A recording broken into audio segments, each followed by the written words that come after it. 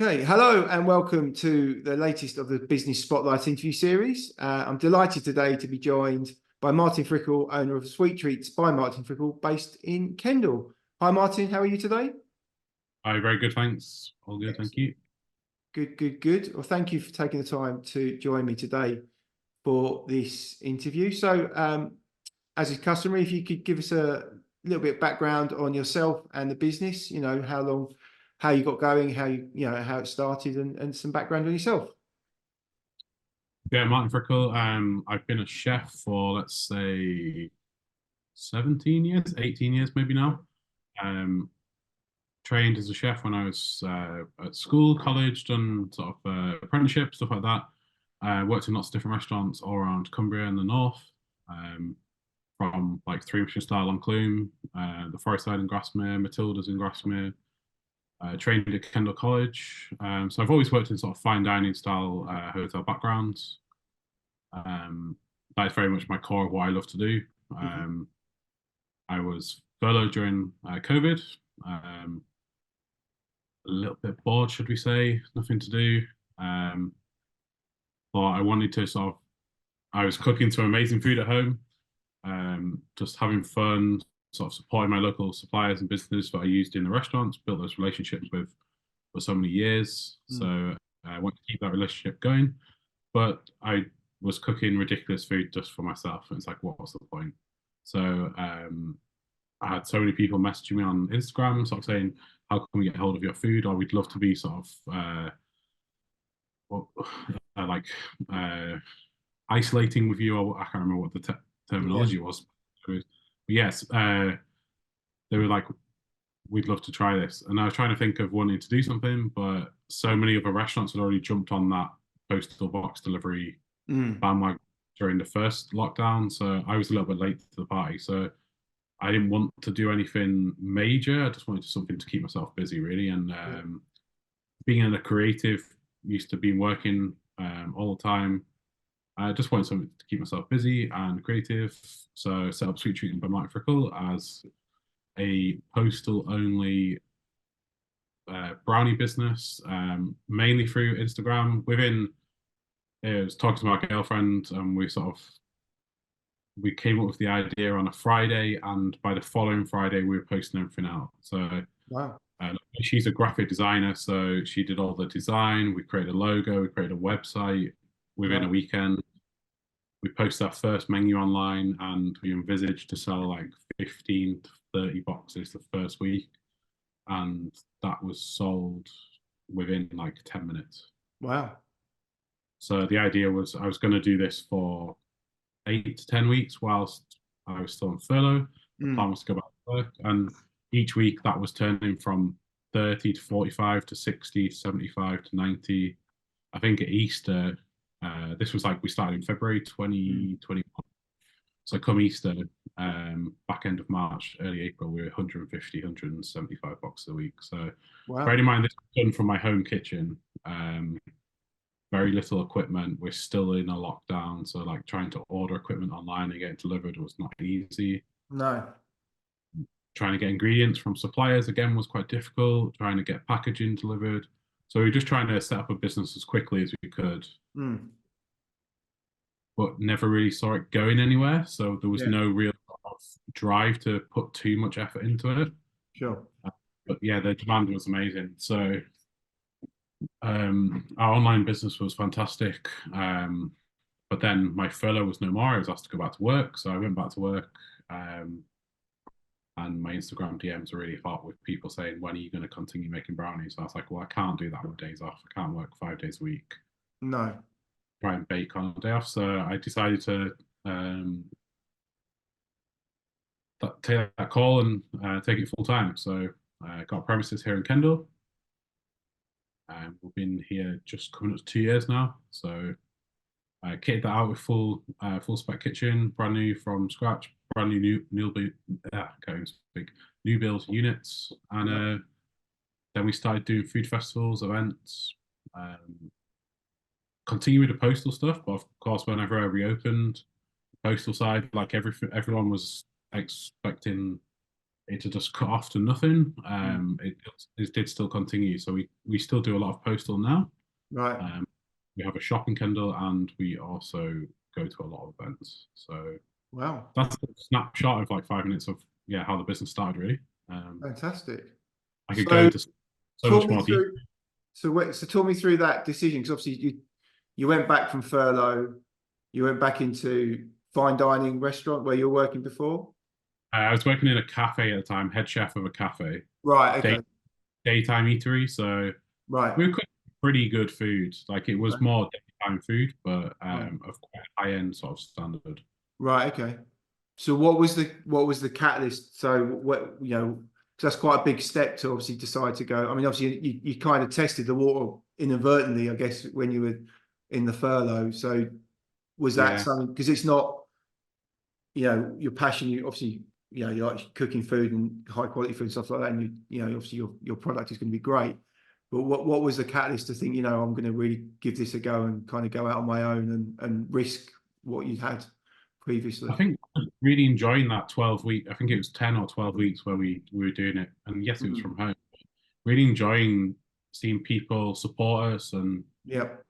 um, buy our produce and buy our products, and it's just nice to become your own boss. I think really more than Yeah. anything. Yeah. Yeah. Um, Out on your own and start off as a small little business. At the time, my dad he retired because of COVID as such. Right. Never really wanted to go back to work. So his background has always been like warehouse and packaging and distribution. Right. I said to him, he was a little bit nothing to do at home. So I said, well, why don't you come up 1 or 2 days a week? He lives in Lancaster, Right. drives up, and just come and help me build the boxes, pack the boxes, do all the Mm. postal side stuff.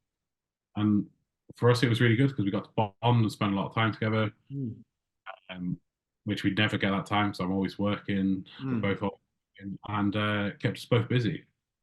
Yeah. So Yeah. that was another really, really nice side to it as well. So it's just been the three of us really.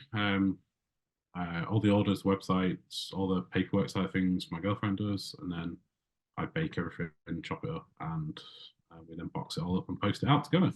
Fantastic. It's quite interesting. I just like sometimes these things come together, like certain skills that you would need in that environment have all kind of come together in that. Absolutely, Yeah. yeah. It's never really, it's never something I envisaged to do, but Oh, kind of just sort of came together out of nowhere. yeah, yeah. And Organically grown, or as it were, in terms of getting up to speed. So you've been in business now for 2 years, full time. Is that right?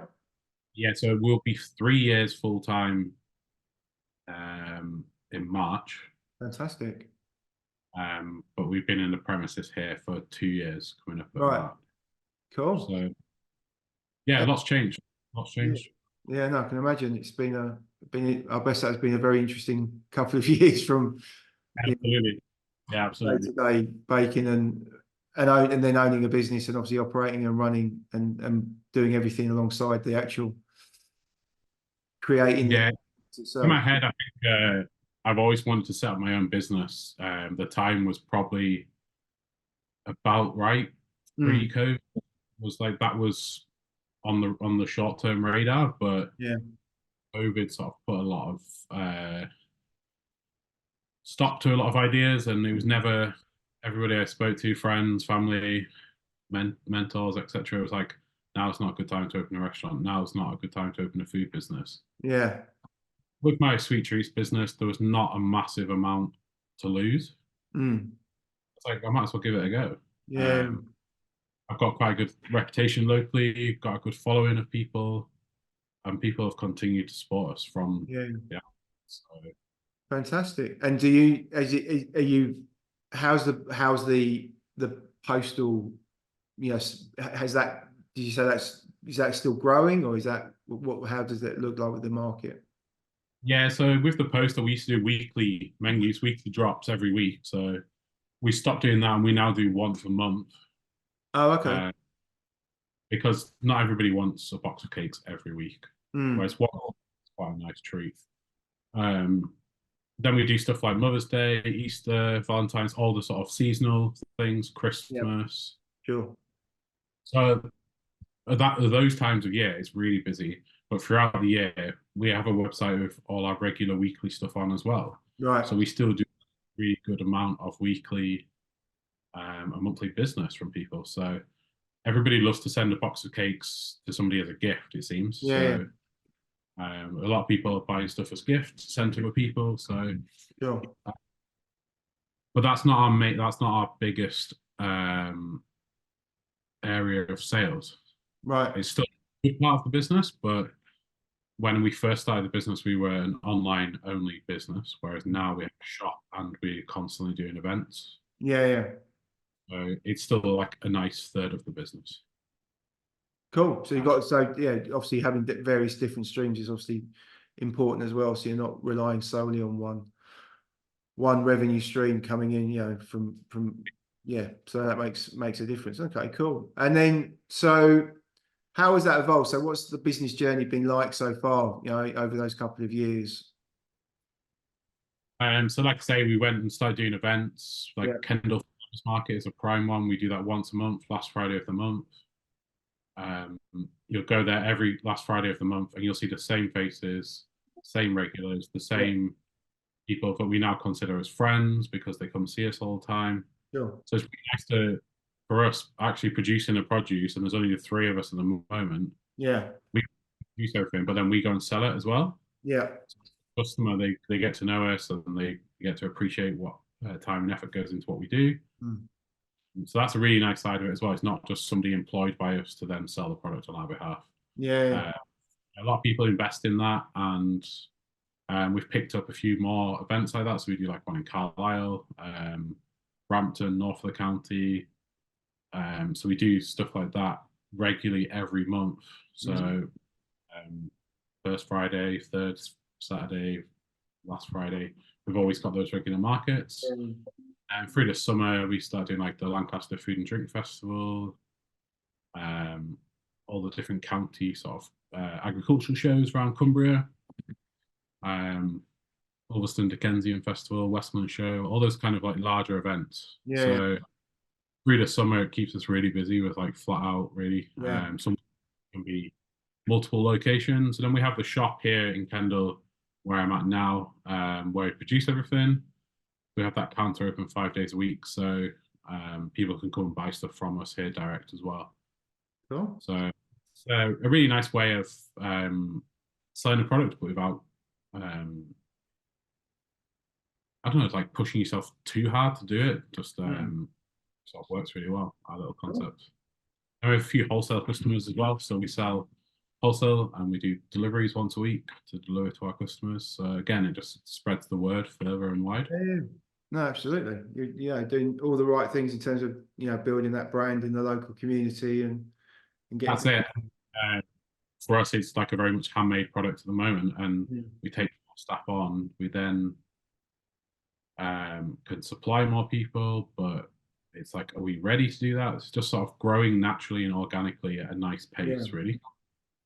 Cool. So, and that leads on to kind of the next question I was going to ask is kind of what does that future look like, and what do you see as being the challenges and also the opportunities over the next few years? Yeah, so I think the next couple of years, I would look to definitely get some more support in the kitchen as bakers are concerned, as we're just growing. But at the moment, we all work 5 days a week off. But for Harriet and Ian, that can certainly be potentially two or 3 days of their week being out selling at markets or out on deliveries. Whereas for me, it's 5 days solid in the kitchen, just bake. So certainly some more support. Last summer we had Andrew who worked for us as well. So there'd be both of us baking full time. We're going to look to reintroduce that again and possibly even take on like an apprentice or somebody part time.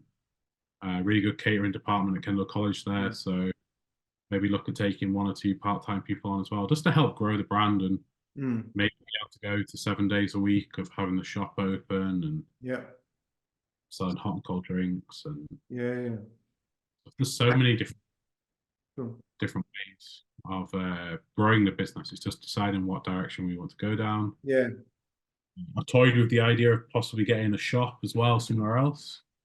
Okay. Because here, just a shop in an industrial unit on an industrial estate. Right. This is where we produce everything. People can come see. They come to the counter here, and it smells of chocolate. It's great because the kitchen's pumping out the smell of everything we're baking. But like a shop in a little hotspot somewhere like Ambleside, Keswick, Bowness, Mm. Lancaster, something like that might be on the horizon. Who knows? Cool. But Some great. It's amazing from if we said to you 3 or 4 years ago before, would you be sitting there talking about these kind of opportunities and what you've done? It's amazing what you've built over. yeah, I've said it to so many people. I'd never see myself spending 50, 60 hours a week baking brownies all week. No, indeed. But people, we've got a good Fantastic. loyal customer base. There are some businesses out there that clearly, have built hugely successful businesses on exactly that in exactly that world, right? So there's definitely. Absolutely. Yeah. For me, it's been, I know the whole pandemic and everything was not great, but like it's been a positive for me. It's made me change the way I work and set my own business. And yeah, it's fantastic, really. Yeah, no. Well, congratulations on what you've achieved so far. It's very, very successful. So you talked about maybe bringing more people into the business. You brought, you did have some people working for you, and you may be looking to grow. With that in mind, what kind of qualities are you looking for that? When you do bring people in, what's important to you when you're looking at bringing some? It's quite a small business. It's finding like-minded people, Mhm. people that are driven. Because I've got that fine dining catering background, I feel like people that I've reached out to, friends, what have you, might be overqualified for the role I'm looking for. Right. If somebody who's got a fine dining restaurant background but wants to work Monday to Friday 9 to 5, Yeah. that work-life balance for somebody. So yeah, just things are like traits that I sort of see that I think are great is people that are hardworking. They just understand the vibe we're going for. They understand what we're looking to produce and do. The reputation we've built up, they've been consistent. I'm open and honest with everybody, and we have this very open working space for try and look after the team as much as possible. Like Yeah. I've been, well, yeah, 16, 17, 18 years, something like that, and Right. used to just working the hours you're told, whatever the business requires, and that if it means that you work Christmas, you work all the way through the summer. You get to miss family and friends, parties, events, life events, stuff like that. I don't want that to happen these days. Like so many businesses are also changing the way they work because you have to look after your staff. Yeah. Somebody said to me they wanted to work 4 days a week, not 5. I would try my best to remodel our model as much as possible to make sure that they could have a 4-day working week. If I could get all my staff working 4 days a week, I would, but stage when we're too busy to be able to do that. So yeah, it's really about having somebody that's driven, well motivated, gets what we're doing, and wants to succeed. Sorry, Sure. there's so much scope for progression in this business as well. So especially if I'm saying there's going to be another venue or there's like managerial roles there's managerial roles here. I like to train from within. It's how I've always been taught, and places I've worked, I've always been given progression and people that have taken you under their wing and sort of try to sort of give you as many skills as possible. So I just want to be able to play that onto other young, eager, keen individuals. So yeah, perfect. Yeah, no, some great thoughts on both the people you're bringing in, but also what as an employer you can because recruitment is when I talk to a lot of business owners, recruitment is obviously a challenge in all industries at the moment.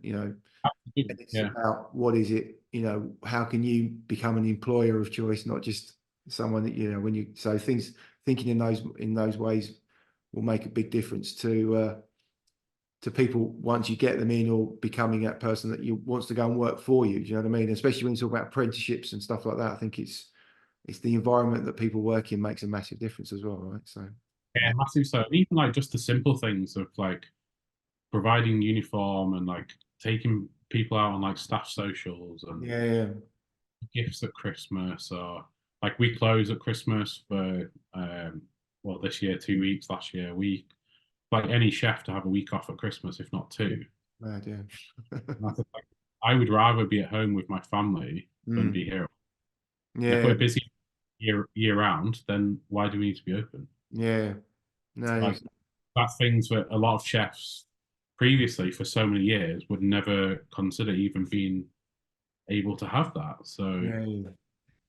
it's yeah, it's Absolutely. definitely moving with the times and sort of keeping your business very current and um, yeah, inviting, I guess, for Yeah, people. because it's a tough, yeah, hospitality in any at any level is a tough business to work in. It's, not only is it the mental, but it's also the physical side of it as well, right? It's It's very physical, yeah, absolutely.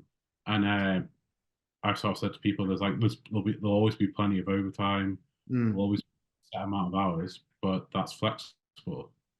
If we get a massive influx on orders that week, for example, yeah, then I just have to say to everybody, right, are you all willing to work a few extra hours this week? And mm. people are like, yeah, let's smash it. Like it's great Sure. to see the business do.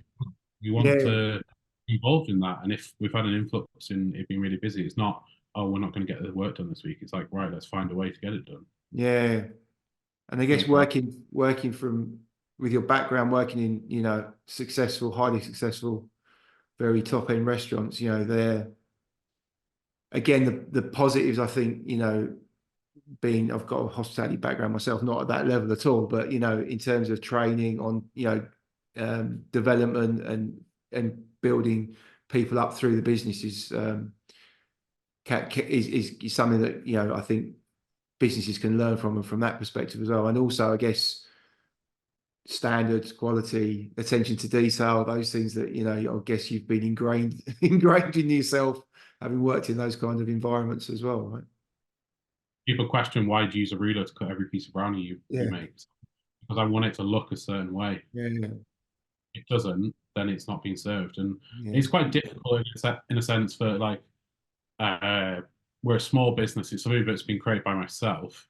I have family members involved as well, but like Mm, getting them on board, they know my vision. They know me well enough for what I mm, strive for and what I class as is acceptable and mm. is the quality we want. To then bring people in, but maybe don't have those kind of standards and getting them onto your level of working is a little bit daunting, I guess. But like Andrew who was me, like we knew each other from school and college and trained together and worked together over the years, so he knew exactly where we were going. Mm. He was like a perfect fit. Um, so it's just finding somebody else a bit similar to him, and maybe one or two other people that you can take them under your wing and just train them, and like Mm. somebody, as long as they're willing and they don't mind getting stuck in a deep end and getting Yeah, involved, then yeah, you can train them and mold them to how you want them to be, and yeah, yeah. I also think reward them for that. Reward them for that as well. yeah, but I think in what you described there, I think the why is as important as anything else, isn't it? Why are you doing it? What's it? Why is that important?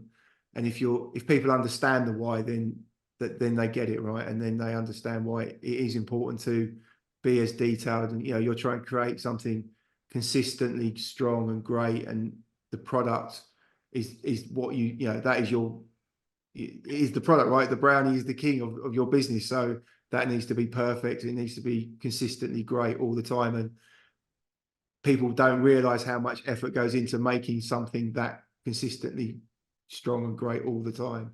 It's not done by luck. A piece of brownie, it's like sourcing the right ingredients, making sure those Yeah, ingredients are consistent. Then we like constantly looking at every part of our yeah, business as well. And okay, is our market setup as good as it can be? What needs yeah, improving? Do we need to reinvest in this? Do we need to reinvest in that? Like yeah, branding up to date? Does it need a little rebrand? And like, do we need yeah. to buy some new banners, new comp slips, new stickers? We're Mm, constantly every part of the business as well because as a customer, yes, the brownie that's in that cabinet that they're going to get is great, but is it going into the best bag it can be? Is it mm, then going to like all our postal stuff? It took us a while with buying all the packaging, and I mm, sent first week I sent boxes out to friends and family, and like I said to him, like throw it on the floor, like as if it was a Royal Mail, and then open it up and tell me what it looks like, and like make sure the quality is as good as it can be. So we did a lot of Wow. ruthless testing as well, Right. because I can make something great and take a picture of it here on the table, but once that's been through the postal system, is that still going to be as good as Yeah. received? So we always look at every part of that business as well, and No, it's great. it's Good. got Yeah, to be it's great learnings there because it's got to be the same standard as the brownie itself. Is what we're trying to yeah. achieve. And it takes time, and we're not perfect, but No. we're always looking for ways to improve and things to improve on. And Cool. I couldn't do this, so Yeah. No. yeah, it's good. Yeah. No. Absolutely. Some great thoughts and yeah, some great insight into what goes behind delivering that kind of consistency for sure. So, what would be like over the last couple of years journey? What would be the biggest learning you've had so far? Would you say as a business owner? Probably setting up on your own is a big challenge. For sure. There's so much more. Having been a chef, a head chef, a kitchen manager, you're used to managing your one area of the business, whereas now you're managing the whole business. It's like thinking about so many different things. But it's great. We're a small team. We all have our own roles, and we all delegate certain things to different people.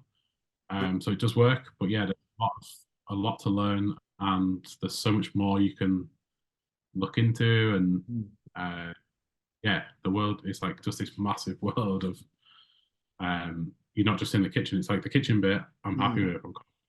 That's my background. Yeah. All the other stuff, you're dipping your toe in it almost. You're sort Yeah. of giving it. Yeah, actually, I think it's that, isn't it? It's like any profession where someone goes into they've been doing that job that for someone, or they've learnt their skills, and then decide to, in like a trade or anything like that, and then suddenly it's no one's taught me how to run the business part of it. It's like I know how to do this, but what do I do to? Oh, all right, I've got to do all this as well now. Christ, suddenly it's a Yeah, very all your accounting, all your invoicing, keeping on yeah, top of that, bills. It's all just part of being a business owner, really, I guess, isn't it? And yeah, absolutely, absolutely. you can employ somebody to do that for you, or you can try and do it yourself. So, Yeah. because we're small, yeah, try and do as much of it ourselves, but we are starting to sort of integrate different roles into business to take that on, and take a little bit of pressure off myself so that I can concentrate on what I'm good at, which is the baking, Mm. and running the business as a Yeah. whole. So, Cool. yeah, no, it's good. Some good advice there, definitely. And then I guess, not I guess, sorry. So what a question around inspiration. So what has inspired you, or what is inspiring you at the moment to deliver on what you're doing? I think the inspiration is just continually evolving what we do Mm. and bringing a lot of nostalgic things you might have had as a child, things that are quite current. We're constantly evolving our menus and offering, always looking for new things to add in and try and add in more like things that are suitable for people with allergies, like gluten-free stuff, vegan stuff. So yeah, it's really inspiring to see people as well really enjoy what we do. Yeah. Some of the feedback and comments we get from people that come and buy from us regularly is just, yeah, it's a great feeling to inspire you to continue to do what you do, but do it the best you can. Sure. Try and become the best there is in the north, nationwide, what have you. But we're in a very flooded market. When I went to set up a business, I didn't set this business up, sorry, I didn't see it going anywhere. It was just a 10, 12-week product. So Yeah. I wasn't looking to do something niche, but you certainly can tell my background and history in what we produce, because we're Yeah. not just putting a chocolate bar on top of a brownie or something. Yeah. To bring those like fine dining elements, and we've made some which are maybe a bit too chefy for our customer base. For Right. us as chefs, we're really sort of cutting edge and great, but our customer base sometimes don't understand where we're coming from, because Mm. something like smoked pancetta or bacon into a caramel into a brownie, people are like, what the hell? It's Okay. only like salt into caramel into a brownie. Yeah. You can't tell that story by it just being in the cabinet there. No. So it's being a chef and creating dishes, which I'm used to doing. When you serve them to the customer, you can explain a little bit of the story behind it, or in a menu, you can explain that story. Whereas in a piece of brownie, it just has to look good and taste incredible. Yeah. So yeah, No. it's really inspiring to see other people do good stuff as well. Mm. Yeah, just people love that stuff. Right. So great. Very good. Very good. Cool. And so obviously you mentioned just finally just where people can find out more about it. Obviously you mentioned the Instagram has obviously been quite a big driver of traffic for you. Where else can people find out, or what's the the taglines for that, and where else can people find out more about the amazing brownies that you bake and sell? Yeah, so Instagram, Facebook, TikTok, we're all Sweet Treats by Martin Frickel. Our website, sweettreatsbymartinfrickel.com. Each week on Instagram, we post our weekly menus of what's on the menu that week, treat-wise, and our locations of where we're going to be. Okay. So throughout the year, we're constantly lots of different events all over the Northwest. So we try and give people as much notice as possible to where we're going to be, so people on the trips come and see us. And yeah, just through the website, through Instagram, just we're always checking our messages. People get in touch with us. Right. Yeah, if not, come to the shop here in Kendal and pick up some treats. Where in Kendal is it? Just out of interest. Winfell Business Park. It's a brand new business park just by Kendal train station. Okay. So just outside the town centre. Yeah. So it's Kendal Cricket Club. So yeah, we're just right there, signage out on the main road, so you can't miss us. Perfect. Great stuff. Well, if you're in the area, by all means, pop down and try out some of these amazing brownies. I look forward to it when I'm in the area to doing just that. But yeah, so thank you so much for your time today, Martin. It's been great to hear your story so far, and from such a from starting out and just that 12-week kind of keeping yourself busy into a fully fledged business is fantastic, to hear. And I wish you all the best for the future. Thanks very much. Thanks for having us. No problem. Thank you, Mike. Cheers now.